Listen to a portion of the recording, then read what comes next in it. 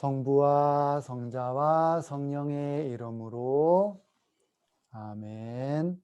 하늘에 계신 우리 아버지, 아버지의 이름이 거룩히 빛나시며 아버지의 나라가 오시며 아버지의 뜻이 하늘에서와 같이 땅에서도 이루어지소서.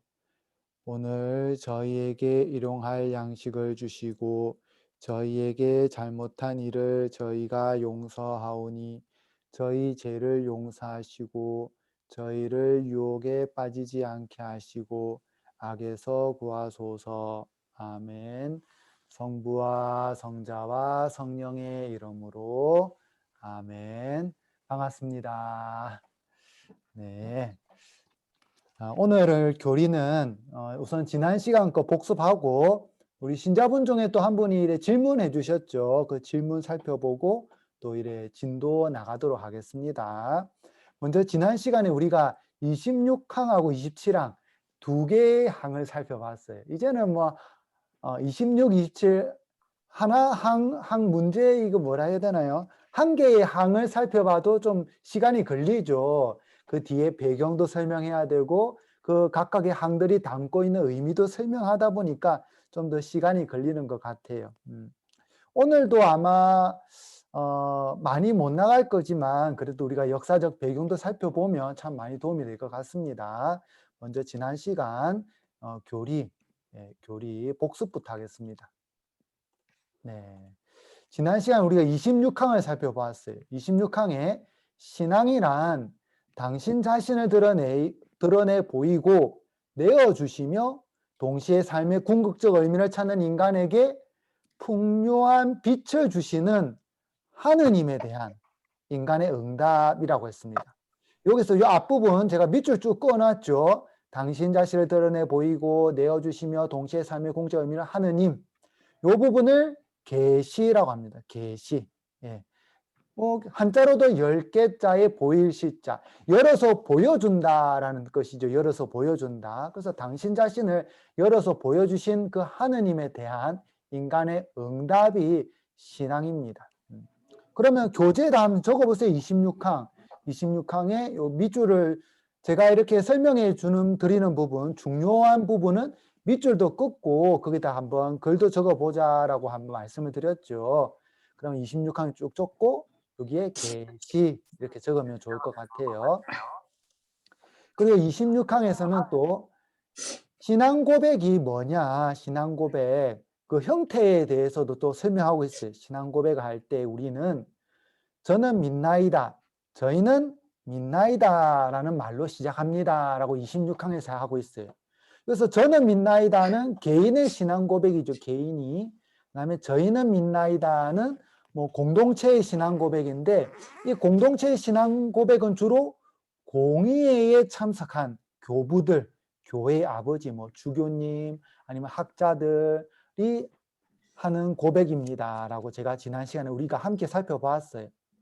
그리고 요 저희는 믿나이다라는 것이 니체아 콘스탄티노플 신경의 그리스 원문에서 봤던 것도 한 봤죠.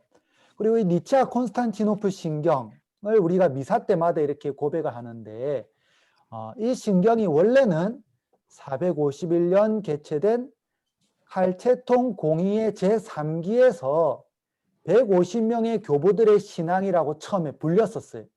예. 근데 이후에 150명 교부들이 인준한 318명 교부들의 신경이라고 불렸어요.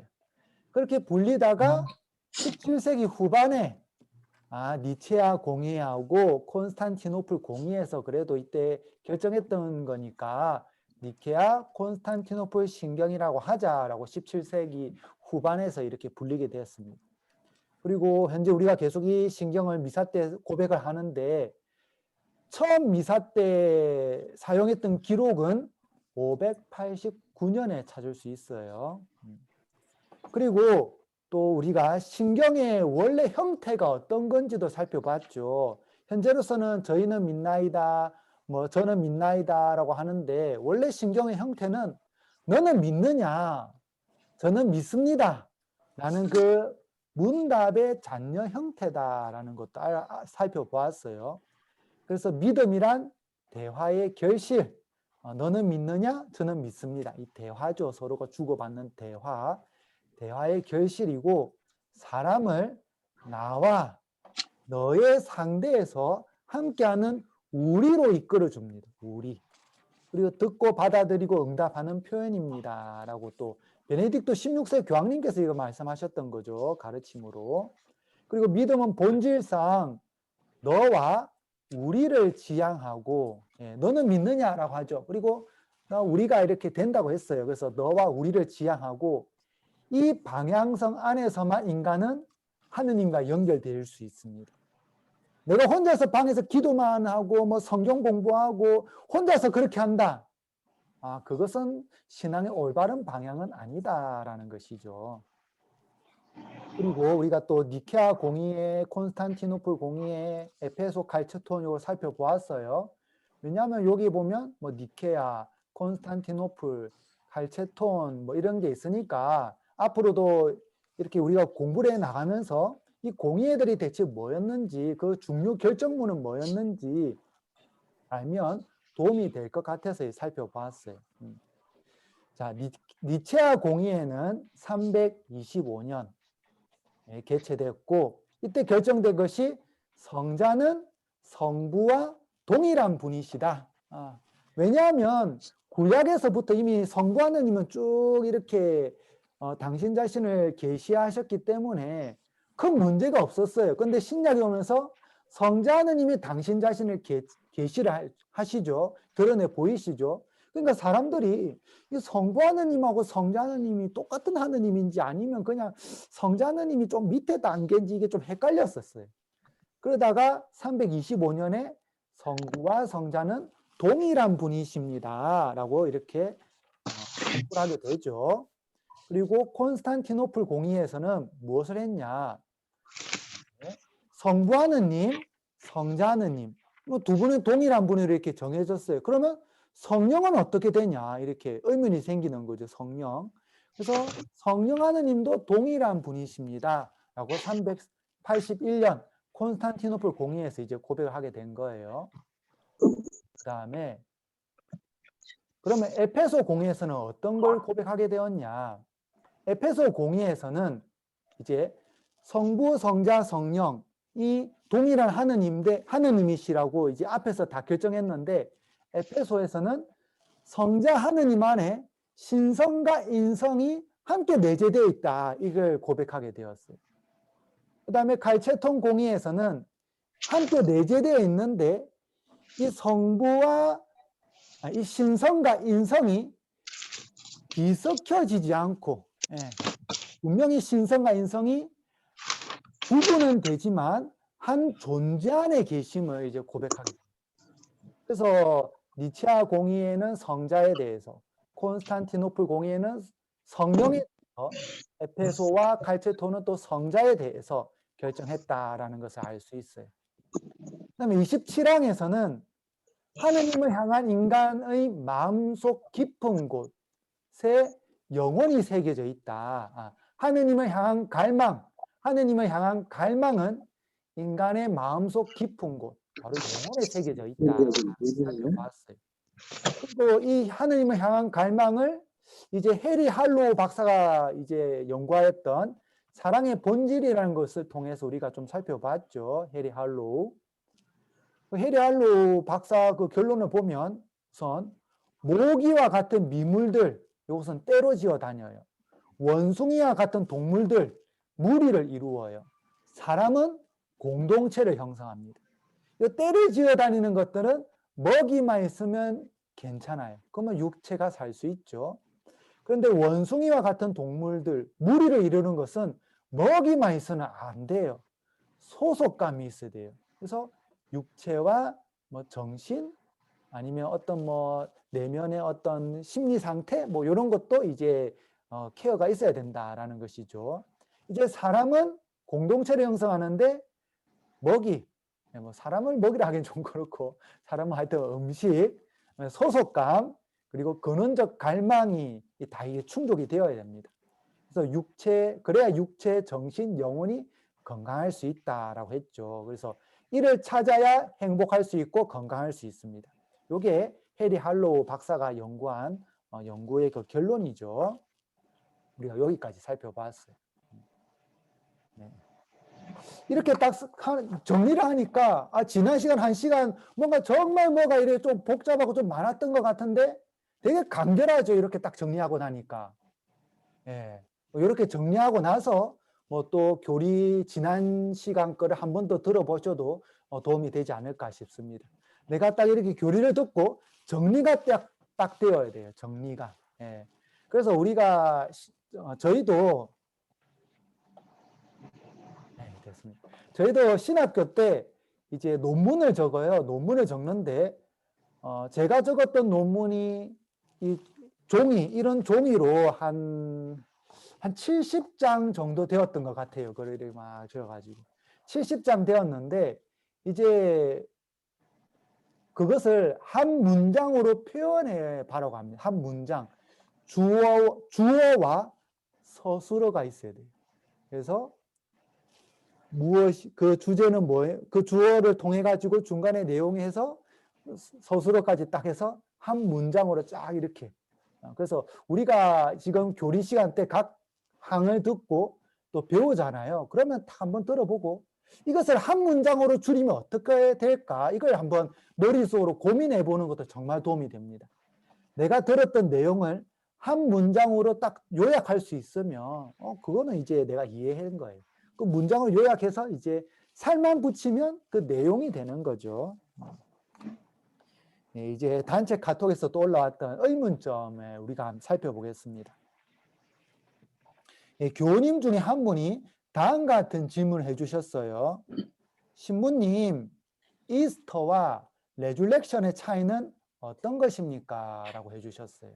그래서 저도 이거 뭐 한 번도 찾아본 적이 없었던 것 같아요. 그냥 미국에 와가지고 미국의 이제 영어권 신자들이죠. 여기 뭐 2세들이라든지 아니면 뭐 다른 인종 사람들이 부활만 되면 해피이스터라고 해요. 해피이스터. 해피이스터 뭐 그냥 부활절이니까 행복한 부활절 되어라고 그랬는구나. 그 생각만 늘 했었어요.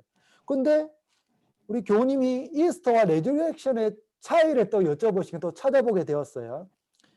제가 찾아보니까 이랬습니다.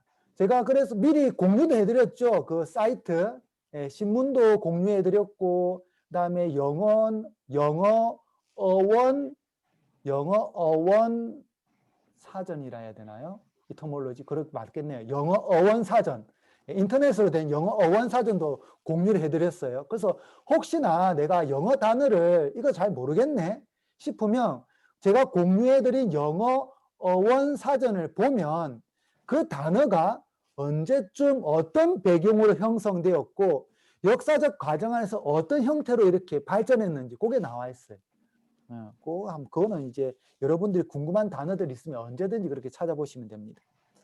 우선 설명해 드리면 이스터란 게르만 민족 중 앵글로색슨족, 게르만 민족 중 앵글로색슨족의 봄의 여신인 에오스트레에서 유래했습니다. 제가 적어 드릴게요.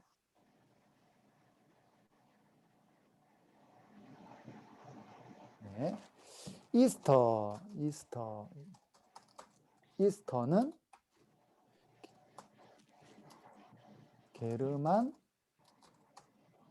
게르만족 중에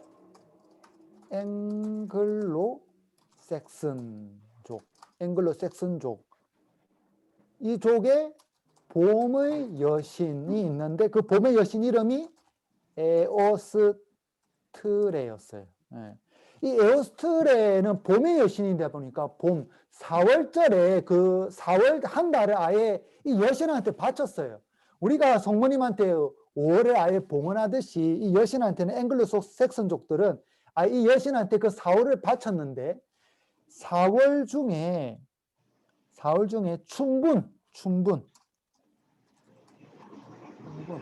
춘분은 이제 밤과 낮의 길이가 같아지는 거죠. 같은 날. 예. 그 춘분을 이 봄의 여신의 축제로 삼았습니다. 그래서 요 기간이 조금 왔다 갔다 해요. 왔다 갔다. 근데 재미난 것이 그리스도교가 전해지면서 그리스도교도 부활 축제가 왔다 갔다 하죠. 왜냐하면 그리스도교 부활절이 충분히 지난 1000만원이 지난 첫 주일이에요. 그래서 왔다 갔다 하는데 이게 날짜가 또 비슷비슷한 거예요. 이 조금 이리 보니까. 그래서 그리스도교가 전해지면서 이제 자연스럽게 이 에오스테르 여신한테 바쳤던 날짜가 이제 그리스도교로 그 축제로 바뀌어 버립니다. 그래서 이제 해피 이스터 이렇게 하게 된 거예요. 그래서 원래 이스터 이 단어가 봄의 여신 이름에서 온 거예요. 그리고 레줄렉션은 죽음에서 예수님께서 일어나시는 것을 레줄렉션이라고 해요. 레줄렉션. 죽으심에서 일어나시는 거. 그러면 해피 이스터 하면 그 축제, 부활 그 축제에 초점이 맞춰져 있고, 레줄렉션은 죽음에서 일어나는 것에 초점이 맞춰져 있습니다. 그러면 이 두 차이가 이런 게 있구나라는 것을 알 수 있죠. 이제 진도를 나가보도록 하겠습니다. 진도. 3월 18일에 나간 숙제, 오른쪽 상단에 4라고 적혀 있어요. 3월 18일 나간 숙제. 오른쪽 상단에 4. 네. 네.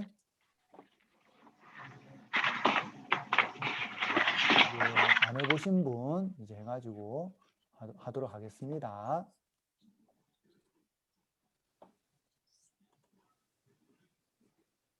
네. 정마리아 자매님. 정춘 마리아 자매입니까? 정준춘? 준춘이 마리아 자매님인가? 네, 맞아요. 마리아 자매님. 네, 방금 그거 맞아요. 자매님 맞아요. 네. 알겠습니다. 네. 네. 뭐가 좀 부담스럽거나 하면 언제든지 말씀해 주세요. 제가 또 다른 분. 이제는 뭐 거의 다 한 번씩 해갖고 이제는 김베로니카 자매님. 네. 예. 네. 8번, 문제 8번이죠. 28항에서 제시하고 있는 인간의 종교적 행위들은 무엇인가요? 지금 꺼버렸어요. 소리를 켜놨다가 꺼버렸어요. 다시 켜주세요. 네. 예.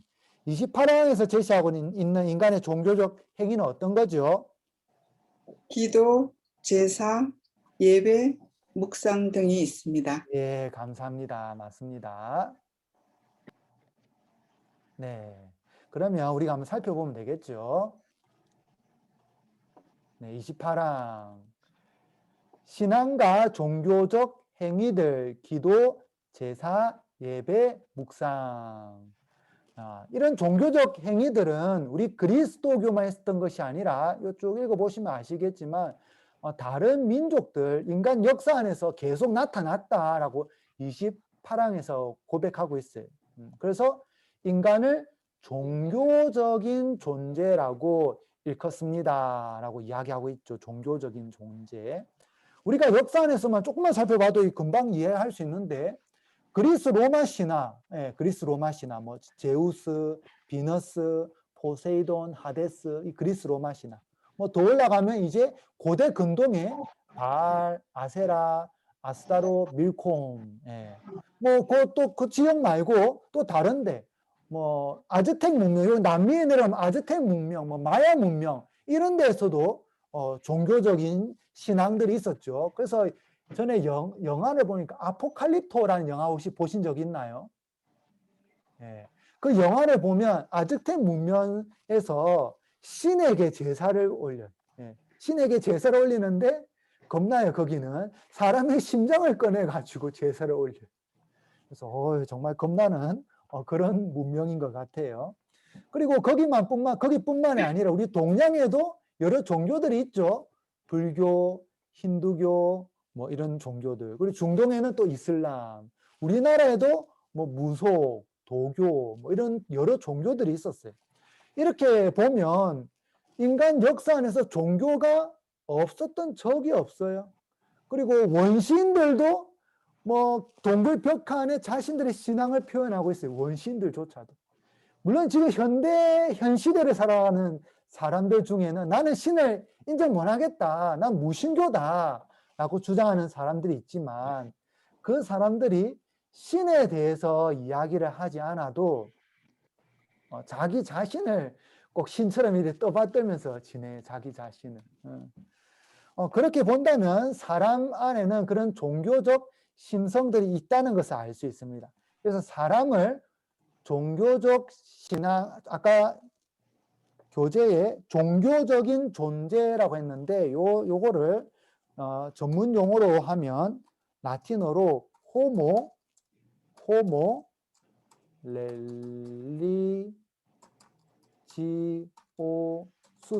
예, 호모 렐리지오수스라고 합니다. 종교적인 인간, 종교적인 인간. 네. 뭐 호모 사피엔스, 뭐 생각하는 인간, 뭐 호모 루덴스, 유의하는 인간, 뭐 이런 것처럼 종교적인 인간은 호모 렐리지우스라고 합니다. 이거 밑줄 긋고 한번 적어보세요. 종교적인 존재. 여기를 호모 렐리지우스, 수스, 네, 호모 렐리지오수스, 네, 종교적인 인간. 네. 그 다음 문제 9번. 네, 9번. 이제는 제가 헷갈립니다. 어떤 분은 한 2번 했던 것 같고, 어떤 분은 3번 한 것 같고, 어떤 분은 아니 헷갈리니까 그냥 이 순서대로 그냥 지금 제 이 화면 보이는 순서대로 이렇게 하도록 하겠습니다. 네, 그래야 될 것 같아요. 헷갈려가 이제는 못 찾겠어요. 네. 네. 글라라 자매님. 네, 글라라 자매님. 네. 29항에서 제시하고 있는 하느님을 망각하고 거부하게 만드는 태도의 근원들은 무엇인가요? 조글라란가요? 이글라란가요? 글라라 하면 또 있어요. 조 글라라 하면 조 글라라 하면. 예. 세상의 불행에 대한 반발, 종교적인 무지나 무관심, 현세와 재물에 대한 근심, 신앙인들의 좋지 못한 표양, 종교에 대한 적대적 사조, 그리고 하느님이 두려워 몸을 숨기며 그분의 부름을 듣고 달아나는 태도입니다. 예, 감사합니다. 또 정확하게 이렇게 풀어주셨어요. 네. 그러면 교재를 한번 보면 되겠죠, 교재. 네. 요 교재 29항에서는 왜 하느님을 그렇게 망각하냐? 우리 내면 깊은 곳에 이래 있다고 하는데 왜 망각하냐? 그 이유는 바로 요거예요. 세상 불행에 대한 반발, 종교적 무직, 무관심, 재물에 대한 근심, 좋지 못한 표양, 종교에 대한 적대적 사조, 또 죄인인 인간의 태도 등등. 요것 때문에 그렇습니다. 참 수긍이 가죠. 예, 그 부분에서도 신앙인들의 좋지 못한 표양, 이거는 우리가 좀 조심해야 되지 않을까. 물론 내가 화가 나고 답답한 게 있고 뭐 그렇지만 정말 예수님의 십자가를 함께 함께 짊어지고 가는 마음의 자세로 살아간다면 우리가 또 세상 사람들 안에서, 이 세상 안에서 빛과 소금이 될 것 같아요. 그러면 다른 이런 좋지 못한 것들이 있다 하더라도 또 사람들이 하느님을 찾을 것 같습니다. 그 아주 큰 빛이 되려고 하지 마시고 그냥 조그만 촛불만 돼도 되고, 아니면 어두캄캄한 곳에 그냥 작은 별빛 하나, 뭐 한낮의 태양이 아니라 작은 별빛만 돼도 성공한 것 같아요. 그 다음 10번. 네, 10번. 네. 홍베로니카 자매님, 네, 10번 네, 해주세요.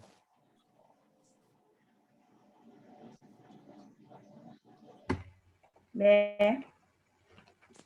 10번은 자신의 모든 지성적 노력과 이 올바른 지향, 3.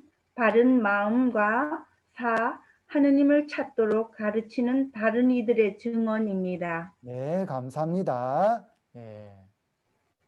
네, 인간이 하느님을 찾기 위해서 필요한 것 4가지. 우리가 앞에 어려운 점들이 있었다 했죠. 그 어려운 점들을 극복하기 위해서는 이 4가지를 하면 도움이 된다라고 30항에서 가르치고 있어요. 첫 번째, 지성적 노력. 우리 지금 하는 교리 공부. 이게 바로 그 하느님을 찾기 위한 방법 중에 하나죠. 그 다음에 올바른 지향. 내가 이 교리 공부를 하는데 내가 내 잘났다. 막 이걸 드러내기 위해서 교리 공부해서는 안 되겠죠. 겸손되이 하느님을 찾고자 하는 그 지향. 그다음에 세 번째, 바른 마음. 바른 마음은 이제 우리가 하느님을 찾고자 하는데 유혹들이 있어요. 세상에 유혹들. 그 유혹들을 이겨내고자 하는 그런 마음. 그다음에 네 번째가 하느님을 찾도록 가르치는 다른 이들의 증언. 성인들, 성인 성녀들, 아니면 교황님, 주교님의 가르침들, 그런 것들, 다른 이들의 증언, 그런 것을 우리가 찾고 듣고 하면 이제 하느님을 찾을 수 있다라는 것이죠. 그 다음 이제 4월 22일에 나눈 숙제, 오른쪽 상단에 5라고 적혔어요. 5. 31행에서 38항까지 나온 숙제죠. 이제 우리가 교리를 해 나가는데 이제 작은 산을 하나 넘을 것 같아요. 이때까지 그냥 오솔길 따라서 조금 올라왔는데 이제 봉우리 하나 넘고 이렇게 딱 넘어야 되는 순간이 왔습니다. 조금 어려울 것 같긴 하지만 그래도 계속 듣고 또 한번 생각해보고 또 반복해서 또 듣고 하다 보면 얼마든지 넘을 수 있어요. 자, 이제 오른쪽 상단에 5번, 상단 5, 31에서 38항 한번 펴보시기 바랍니다. 네. 로사 자매님, 하느님을 찾고 있는 인간은 하느님에 대한 인식에 이르는 길을 발견하였습니다. 하느님에 대한 인식, 이르는 길을 발견하였대요. 그 길은 자연과학의 영역에서 얻어진 증거라는 의미로서가 아니라, 자연과학에서 나오는 증거들은 실험을 하고 그 다음에 자료를 모으고 이런 것들이겠죠. 그런 것이 아니라 어떤 의미에서 하느님의 존재 증명이라 하나요? 이게 첫 번째고, 두 번째는 그 출발점은 무엇인가요? 두 가지 말씀해 주세요. 예, 첫 번째는 참된 확실성에 이르게 하는 일관성과 설득력을 가진 논증이라는 의미에서 하느님의 존재 증명이라고 하고, 두 번째는 하느님께 가까이 나아가기 위한 이러한 길들은 창조계, 곧 물질 세계와 인간을 그 출발점으로 하고 있습니다. 네, 감사합니다. 네, 그러면 우리가 교재로 확인해 보겠습니다. 네. 하느님을 찾는 그 하느님의 존재 증명이 있죠. 여기서 일관성과 설득력을 가진 논정. 어떤 일관성이 있어야 돼요. 나한테 내가 설명했을 때는 맞는 것 같은데 또 저 사람 설명하면 또 좀 다른 것 같고, 아니면 저 사람 들으면 또 다른 이해면 안 되겠죠. 일관성이 있어야 돼요. 일관성, 변하지 않아야 되고 설득력도 있어야 돼요. 그런 논증을 통해서 하느님의 존재 증명이 되고, 그 다음에 두 가지는 물질 세계와 인간을 그 출발점하고 있습니다. 물질 세계, 그 세상에 있는 보이는 세계들 있죠. 이 세계들을 보고, 그다음 인간을 그 출발점으로 하고 있어요. 자, 그러면 이 존재 증명을 이제 살펴볼 건데, 첫 번째 이제 살펴볼 존재 증명은 캔터베리 안셀모 성인이 한 본체론적 존재 증명이에요. 제가 이 프린트물 나눠드렸죠. 프린트물 제가 지난 주일에 가져가서 한번 읽어보세요라고 나눠드린 프린트. 캔터베리 안셀모스 본체론적 존재 증명. 이걸 볼 거예요. 근데 이거 바로 안 보고 배경부터 볼 거예요. 배경부터. 존재론적 증명 아니면 본체론적 증명, 영어로는 ontological argument. 배경을 볼 건데, 왜냐하면 이 배경 없이 요것만 딱 듣고 나면 마치 그냥 머리로서 막 고민해가지고 이렇게 하느님을 만들어낸 것 같기도 하고 억지로 뭔가 한 것 같기도 하고 그런 느낌을 좀 받을 수 있어요. 그래서 배경을 알아야 안셀모 성인이 왜 저런 증명을 하셨는가라는 것을 알 수 있습니다. 자, 이 배경을 오늘 쭉 설명하겠습니다. 거의 뭐 이 배경 설명하는데 거의 1시간 갈 것 같아요. 안셀모 성인이 활동하던 시대는, 안셀모 성인이 언제 활동했냐 하면 1034년부터 1109년. 이제 천천히 적으면서 하나씩 할게요. 안셀모스 성인. 안셀모스 성인. 1033년부터 1109년. 예, 이때 활동하셨어요. 이분이 활동하던 시기에는 변증론자와 반변증론자 사이에 논쟁이 아주 치열했었어요. 변증론자와 반변증론자. 이거 영어로 뭐라고 하냐면 변증론자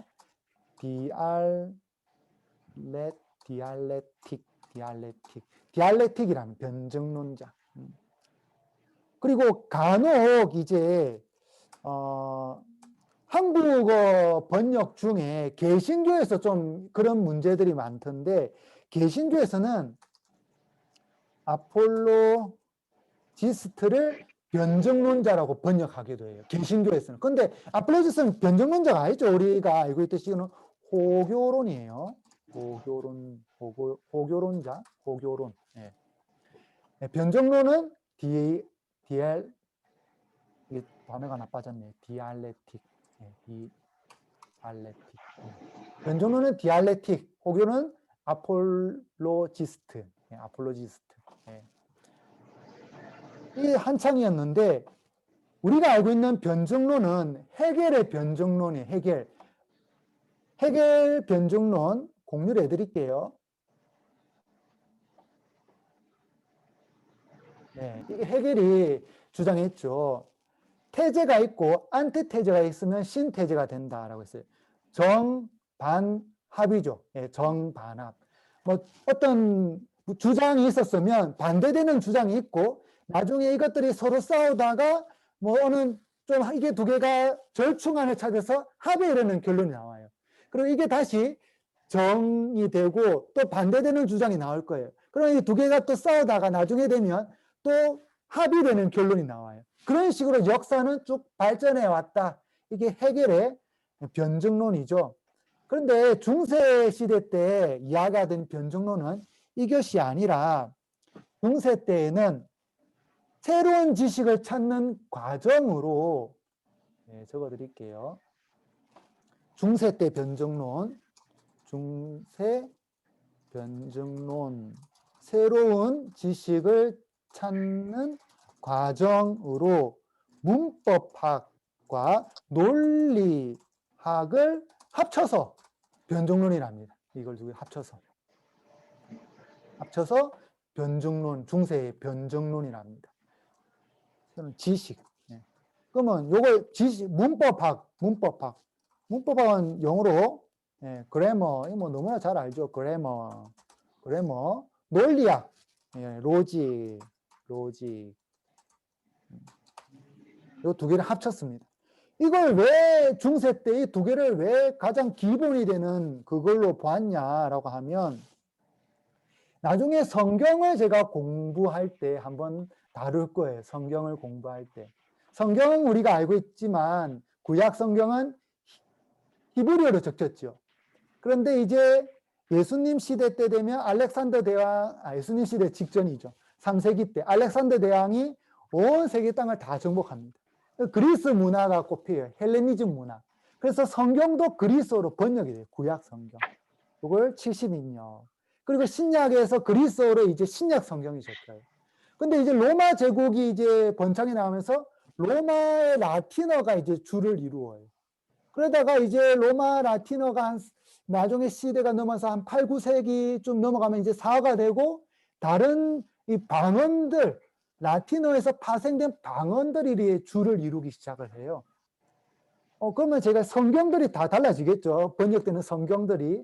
요거를 이제 한번 다뤄볼 거예요. 재밌어요. 성경들이 어떻게 번역이 되고 변천이 되는지. 그러면 요때 안셀모 성인이 활동하는 요 시대 때에도 이미 다른 라틴어 방언들 프로방스어라고 합니다.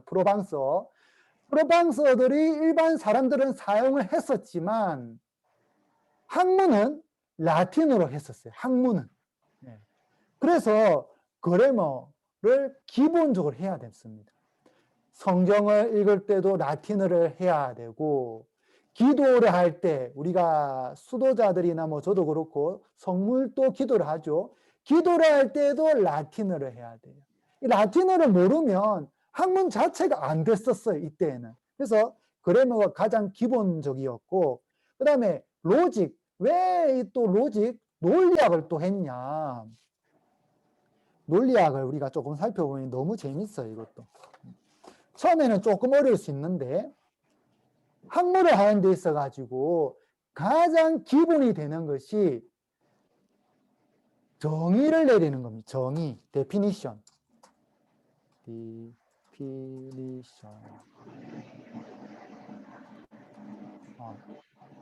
못하네요. 네, 정의. 왜 정의 내리는 게 그래 중요하냐? 우리가 제일 첫 시간에 신앙에 대해서 그리고 또 이성에 대해서 살펴봤던 거 기억나나요? 신앙일, 이성일부터 했죠. 이성일, 신앙일. 이성이, 신앙이. 이성삼, 신앙삼. 그렇게 각각 우리가 생각하는 이성과 신앙도 잘 따지고 보면 조금씩 정의가 다 달랐어요. 이 세 가지가. 근데 일반적으로 이거 우리가 제일 처음에 정의를 내리고 시작했기 때문에 이런 차이들이 있구나라는 것을 그냥 자연스럽게 받아들였지만 제일 처음에 성당에 다닐 때는 이런 거 정의 내리지 않아요. 제일 처음에 성당에 다닐 때에는 내가 예수님 믿으러 가야지 이렇게 해서 마음을 먹고 성당에 와요. 일반 예비자분들. 그러면 이분들에게 있어서 제일 먼저 다가오는 것은 신앙이에요. 신앙. 이성적인 것이 아니에요. 신앙. 왜냐하면 예수님 믿어야지 하는 것은 예수님의 가르침을 따라야지, 예수님을 만나야지, 그 신앙적인 부분을 제일 먼저 작용을 해요. 그러면 이 부분은 이 신앙 3이죠. 신앙 3. 제일 마지막 그 목표를 향해서 바라보고 예비자 교리에 등록을 합니다. 그런데 잘 따지고 보면 신앙 3이 절대 먼저 올 수가 없어요. 제일 먼저 오는 건 이성 1이에요. 이성 1. 왜냐하면 다른 종교와의 차이도 알아야 되고, 그 다음에 그리스도교에서 가르치는 교리 지식이 어떤 건지 내가 머릿속으로 이해를 해야 되기 때문에 이성 1이 제일 먼저 와요. 그리고 내가 제일 먼저 나는 신앙 3을 지향을 하지만 예비자들이 제일 먼저 받아들이는 것은 신앙 1이에요. 신앙 1. 그냥 이때까지 뭐 해왔던 거를 주일미사 참여하고 기도하고 뭐 앞에서 이렇게 했으니까 이렇게 하고, 그리고 이걸 계속 노력 안 하면 그냥 신앙 1에 머물러 있어요. 이것만 딱 보더라도 뭔가를 학문적으로 제대로 하려면 각각의 단어들, 각각의 대상들이 어떻게 정의 내려지고 있는지를 잘 알아야 돼요. 그렇지 않으면 나중에 학문을 함에 있어서 혼란이 야기돼요. 어떤 사람은 신앙 3을 얘기하는데 어떤 사람은 신앙 2를 이야기하고 있어요. 그러면 대화가 안 되는 거예요. 대화가. 그래서 정의 내림이 제일 우선시 됩니다. 그리고 각각의 정의 내림을 통해서 이제 비슷한 것끼리 또 묶을 수가 있어요. 비슷한 것끼리.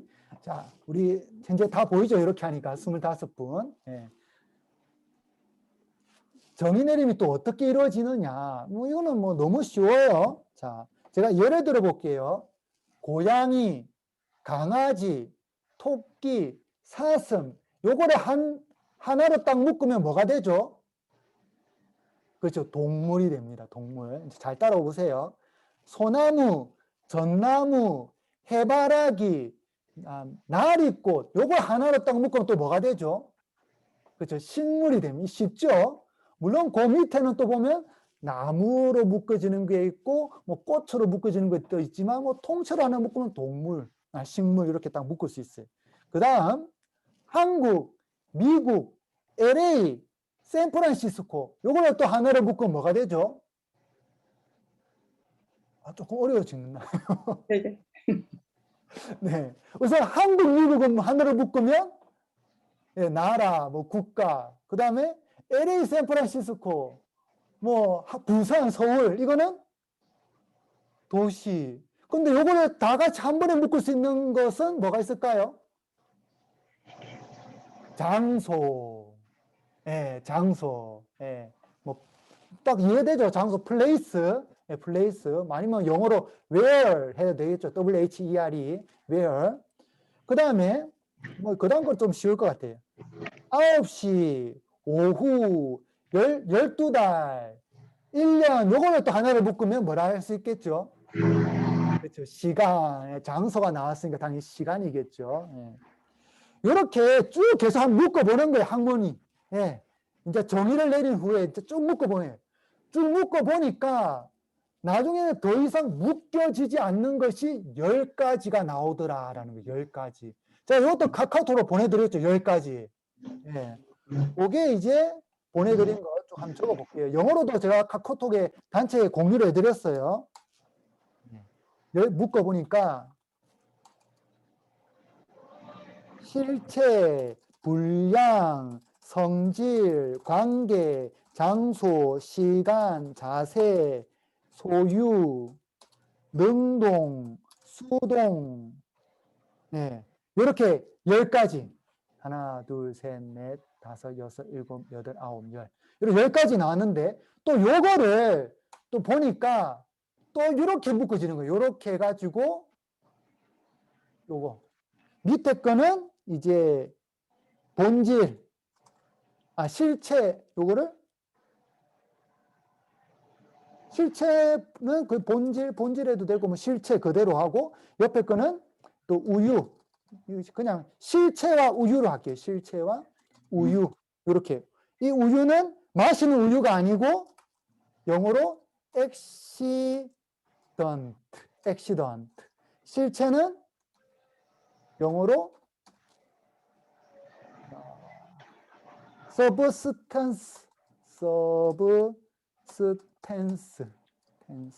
substance. 예. 실체는 영어로 substance. 그 다음에 요 뒤에 거는 영어로 우유. 예. accident. 예. 요게 또 왜 이렇게 나눴냐. 계속 이렇게 묶어봤어요. 학자들이 연구를 해보니까. 이 세상에 보이는 거 관찰할 수 있는 거 많죠. 그거를 계속 이름 붙이고 정의 내린 다음에 이거 가만히 보니까 또 이게 비슷한 것끼리 묶을 수 있다고 했죠. 뭐 계속 묶다 보니까 이렇게 나뉘었는데 실체는 변하지 않아요. 실체는. 예. 하지만 우유는 변해요. 우유로 묶여진 나머지 9가지들. 자, 이런 예를 들어볼게요. 여러분들 제 앞에, 여러분들 현재 보시듯이 저가 보이죠? 예. 박세종 바오로가 보일 거예요. 박세종 바오로는 어릴 때도 박세종 바오로였고, 지금도 박세종 바오로고, 나이가 들어도 박세종 바오로예요. 이거 변해요, 안 변해요? 안 변해요. 그런데, 자, 이제 나머지 우유들을 하나씩 살펴볼게요. 우유들. 자, 우유들 공유를 해볼게요. 네. 이 우유들 중에서 장소, 박세종 바오로가 이 변하지 않는 박세종 바오로가 여기 있다가 뭐 이거 마치고 나서 저쪽으로 갔어요. 저쪽 가서 이제 이제 식당으로 내려가서 간식을 먹어요. 간식. 예. 그러면 간식을 먹는다고 해서 박세종 바오로가 사라지나요? 없어지나요? 안 없어지나요? 안 없어져요. 그리고 시간이 가요. 시간이가 아까도 얘기했지만 어릴 때도 박세종 바오로였고 지금도 박세종 바오로고 나이가 들어서도 박세종 바오로예요. 시간은 분명히 바뀌어요. 그런데 우유적인 거죠. 우유적인 거. 그런데 박세종 바오로는 바뀌어요, 안 바뀌어요? 그때 박세종 바오로는 박세종 바오로예요. 실체는 안 바뀌어요. 그래서 학자들이 연구를 계속 하다 보니까 실체는 이게 안 바뀌는구나. 그런데 이 우유적인 것은 바뀌는구나 라는 것을 또 알게 되었어요. 예. 우선 여기 나중에 되면 또 실체 변화에 대해서도 설명하겠지만 실체도 변화할 수 있는 거. 우선 우리는 그거 놔두고 우선 논리적으로 하나씩 살펴보는 거예요. 논리적으로. 현재 우리 한국인들한테는 이 논리적인 거 하는 게 조금 어려울 수는 있어요. 어려울 수 있지만 잘 생각해 보면 그렇게 어렵지도 않아요. 생각만 해보면. 박세종 바로 실체는 그대로 있다. 우유적인 것은 변할 수 있다. 우선 여기까지만 할게요. 여기까지 하고 그 다음에 이것을 또 왜 이렇게 하고 있냐. 자, 우리가 또 재미난 예를 들어볼게요. 실체와 우유를 나눈 이유가 있어요. 어릴 때 이런 노래를 불러왔을 거예요. 엉덩이 원숭이 엉덩이는 빨개. 빨간 것은 사과. 사과는 어때요? 맛있어. 맛있는 것은 바나나. 바나나는 길다. 긴 것은 기차. 기차는 빠르다. 빠른 것은 비행기. 비행기는 높다. 높은 것은 뭐 백두산. 뭐 이렇게 끝나는 버전이 있는가 하면 또 높은 것은 태극기 이렇게 해가지고 태극기가 바람에 휘날립니다. 노래를 부른 적이 있을 거예요. 예. 버전이 뭐 몇 가지 되는데 그걸 잘 보면 우유와 실체에 따라서 그 주어와 서술어에 따라서 이게 맞는 경우가 있고 안 맞는 경우가 있어요. 잘 보세요. 어릴 때는 그냥 재밌어서 부른 노래지만 학자들은 딱 보면 우유와 실체로 나눠서 이걸 또 분석을 해요. 굉장해요. 내가 봐도 학자들은 저걸 어째 어릴 때 난 그냥 생각 없이 난 놀았는데 저걸 어째 분석하고 있는지. 자, 이렇게 분석을 해볼게요. 자, 잘 보세요. 원숭이 엉덩이는 빨개. 빨간 것은 사과. 사과는 맛있어. 맛있는 것은 바나나. 자, 여기까지 하고, 자, 원숭이 엉덩이 빨개, 이게 맞아요? 틀렸어요? 뭐, 맞죠. 원숭이 엉덩이 빨가니까. 그러면, 동그라미. 그러면, 빨간 것은 사과. 여러분들, 빨간 것은 사과, 이게 맞나요? 안 맞나요? 좀 문제가 있죠? 우리 지금 현재 가브리온전은 빨개요. 맞죠? 그 다음에, 크레파스주도 빨간 게 크레파스가 있어요. 예. 빨간 것은 사과, 이거는 좀 안 맞는 것 같아요. 그러면 이거는 X. 빨간 것은 사과, 이건 X. 그 다음에 사과는 맛있어. 사과 뭐 맛없는 것도 있지만 뭐 그래도 뭐 맛있는 것도 뭐 많으니까 이거 뭐 대충 세모. 그 다음에 맛있는 것은 맛있는 것은 바나나. 맛있는 것은 바나나. 여러분들 생각, 맛있는 것은 바나나, 이게 맞아요? 안 맞아요? 이거 안 맞죠? 딱 생각해봐도 이 맛있는 것은 바나나? 이게 뭐 어디서 끼워 맞추기야? 이건 안 맞아요. 그러면 X. 그래서 X. 이렇게 쭉 해다 보면 이제 아까 불렀던 노래. 네, 노래. 원숭이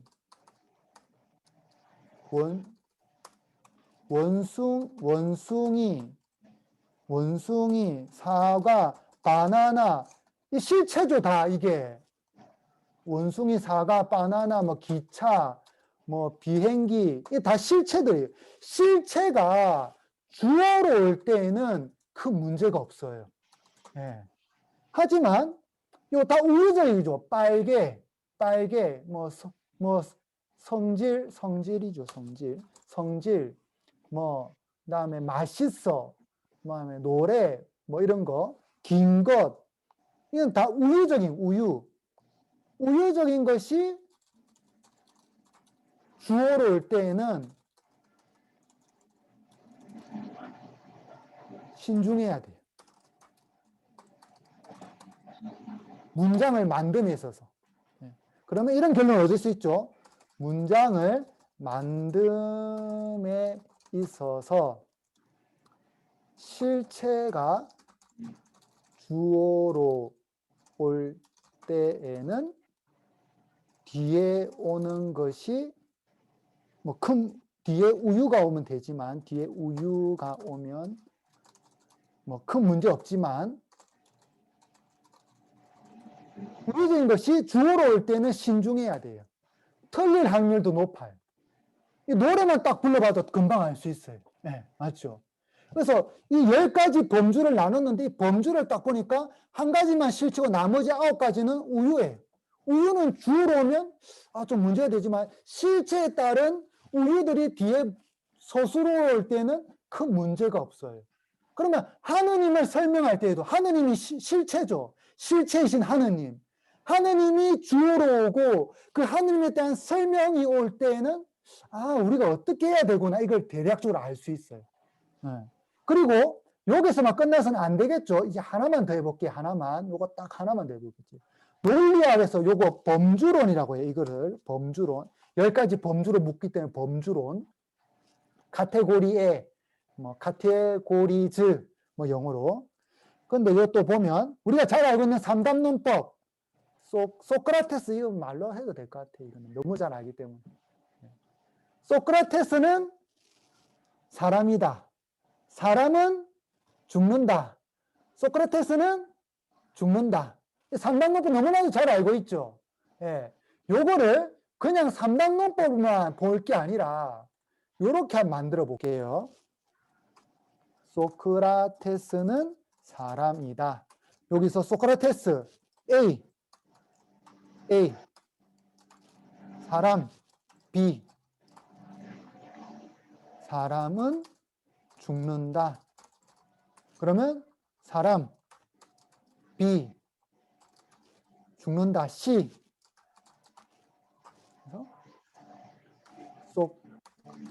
모든 사람이었던가요? 이게 보통 모든 사람은 죽는다. 소크라테스는 죽는다. 그러면 여기 A 죽는다. C 그러면 이 도식에서 결론을 알 수 있는 것은 이 도식을 잘 이용하면 A를 넣으면 C를 알 수 있다라는 것이죠. A를 넣으면 C를 알 수 있다. 예. 이 도식을 활용하면 그러면 A 자리에 뭔가 넣을 수 있는 거예요. 예. 하느님을 넣을 수도 있고 아니면 다른 대상을 넣을 수 있는 거죠. 아니면 지금은 소크라테스라는 한 문장을 한 단어를 넣었지만 센텐스를 하나 넣을 수 있는 거죠. 한 문장을. 그러면 자 여기서 조금 더 이제 발전시켜 볼게요. 그러면 이걸 알 수 있는데 여기서 우리가 이게 길어지면 이제 A, B, C, D 쭉쭉쭉쭉 가서 Z. 그러면 A는 Z. 이 결론이 나오죠. A는 Z. 중간에 무슨 과정들이 있지만 우리는 이게 A부터 Z까지 가는 과정이 다 올바르다면 A는 Z다. 이게 딱 되죠. 예. 그런데 만약에 이 과정이 다 올바르다면 근데 그 과정이 가는데 뭔가 오류가 나왔을 수도 있어요. 오류가. 예. 오류가 난다면 A는 Z가 될 수가 없어요. 맞죠? 예. 그러면 A 말고 A 아닌 것을 넣어 봤을 때 다시 이 과정을 밟는 거예요. 밟으면 A 아닌 것이 Z가 되는 게 확인이 돼요. 예, 맞죠? 이것을 귀류법이라 합니다. 귀류법. 예. 귀류법. 예, 귀류법. A에서 Z 가는데 한 번 더 설명드릴게요. A에서 Z, 이 각 가정들이 논리적으로 오류가 없으면 A는 Z예요. 하지만 중간에 논리적 오류가 있다는 것을 알게 되면 A가 A 아닌 것을 한 넣어 보는 거예요. A 아닌 것. A 말고 A 아닌 것을 넣어서 가정을 밟아 보니까 다시 결론이 나오는 거예요. 그러면 A 아닌 것. 요게 아니다라는 뜻이에요. A 아닌 것이 Z. A 아닌 것이 Z가 돼요. 이게 귀류법이에요. A 아닌 것이 Z가 돼요. 귀류법. 이해되시죠? 요 귀류법을 통해서 안세모 성인이 신존재 증명을 합니다. 이 귀류법. 오늘 여기까지 하죠. 여기까지. 이 귀류법을 알아야 좀 제가 지난주 주일에 나눠드렸던 그 설명 있죠. 그 설명. 그게 조금 더 쉽게 이해가 될 거예요. 한번 읽어보셨죠? 지난주에 나눠드린 프린트물 읽어보신 분, 우리 한 손 들어보세요. 예. 뭐, 몇 분 들고 나머지 손 안 들면 뭐 안 읽어보셨, 아니, 다시 한번 손 들어보세요. 이 와이를 안 읽어보신 분들이 꼭 읽어보시기 바랍니다. 조금 어렵더라도 읽어봐야 돼요. 안 읽어보면, 저도 신학생 때 이 설명을 처음 들었을 때 신부님이 대체 무슨 말씀을 하시는지, 검은 거는 한글인데 내가 한글을 못 읽는 것도 아니고, 이거 분명히 나 한국어 알기 때문에 시험도 치고 들어왔는데 신학교에 이해가 안 갔어요. 예. 한글을 아는데 한글 이해가 안 가요. 한글을 아는데. 예. 그런 일이 없도록 꼭 읽어보시기 바랍니다. 이제 기류법을 가르쳐 드렸으니까 그 기류법을 한번 적용해서 읽어보시고, 다음 주에는 이제 지금은 이제 아직 배경을 좀 더 설명을 해야 돼요. 그 시대적 배경. 이제는 변증론에 대해서만 설명했어요. 변증론. 이제 그 변증론자들과 반변증론자들이 치고받고 싸우는 역사적 과정이 있어요. 그거 한번 조금 설명할 거예요. 예. 그 설명하고 안세모 성인 다뤄보도록 하겠습니다. 네, 오늘 여기까지 하고, 혹시나 궁금한 거나 질문사항 있습니까? 궁금한 거나 질문사항. 네, 감사합니다. 그러면 강복드리겠습니다. 성부와 성자와 성령의 이름으로 아멘. 주님께서 여러분과 함께 또한 사세의 영과 함께 전능하신 전주 성부와 성자와 성령께서는 여기 있는 모든 이에게 강복하소서. 아멘. 성부와 성자와 성령의 이름으로 아멘.